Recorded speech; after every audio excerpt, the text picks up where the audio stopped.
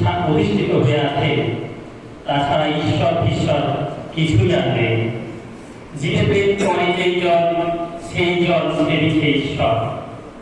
যিনি শিবের সেবা করিতে ইচ্ছা করেন, তাহাকে তাহার সন্তানগণের সেবা সর্বাগ্রে করিতে হইবে। জগতে জীবনের সেবা আগে করিতে হইবে। শাস্ত্রে উক্ত হইয়াছে, যাহারা ভগবানের দাসগণের সেবা করেন, তাহারাই ভগবানের শ্রেষ্ঠ দাস। আর যদি কেউ স্বার্থপর হয়, সে যদি পৃথিবীর যত দেব মন্দির আছে সব দেখিয়া থাকে, সব তীর্থ দর্শন করিয়া থাকে, সে যদি ফোঁটা কাটিয়া চিতাবাগের মতো সাজিয়া বসিয়া থাকে, তাহা হইলেও সে শিব হইতে অনেক দূরে অবস্থিত। বলেছ মাতৃদেব ভব, পিতৃদেব ভব। আমি বলি দারিদ্র দেব ভব, মূর্খ দেব ভব। দরিদ্র, মূর্খ, অজ্ঞানী, কাতর ইহারাই তোমার দেবতা হোক। তাহাদের সেবায় পরম জানিবে। যদি একজনের মনে এই সংসারের মনকুণ্ড হইতে একদিনও একটু আনন্দ শান্তি দেওয়া যায়, সে সত্য। এই আজন্মকে দেখেছি, বাকি সব ঘোরার দিন। সাহায্য, এই শব্দটি তোমার মন হইতে মুছিয়া ফেলো। সাহায্য তুমি করিতে পারো না, এরূপ বলা ঈশ্বরের নিন্দা করা।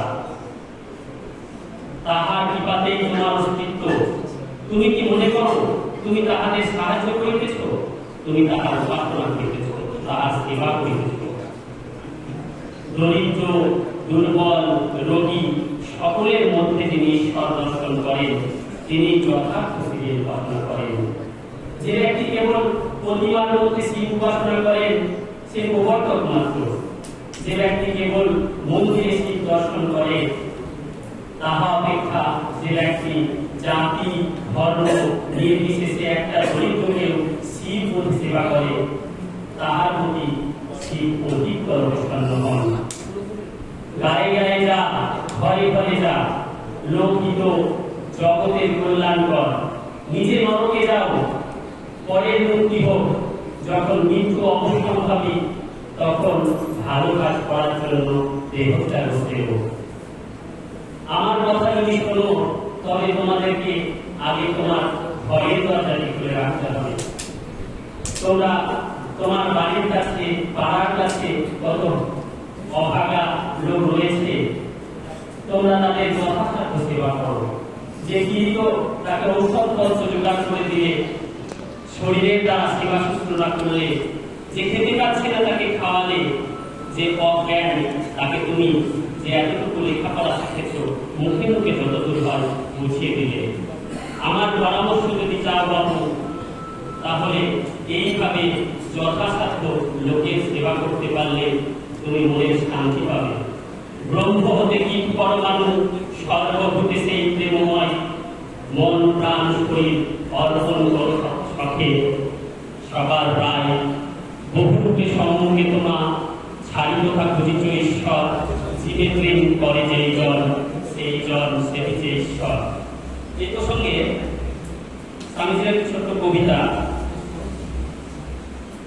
জাগ্রত দেবতা সেই এক বিরাজিত অন্তরে বাহিরে, সব হাতে তারি কাজ, সব পায়ে তারি চলা।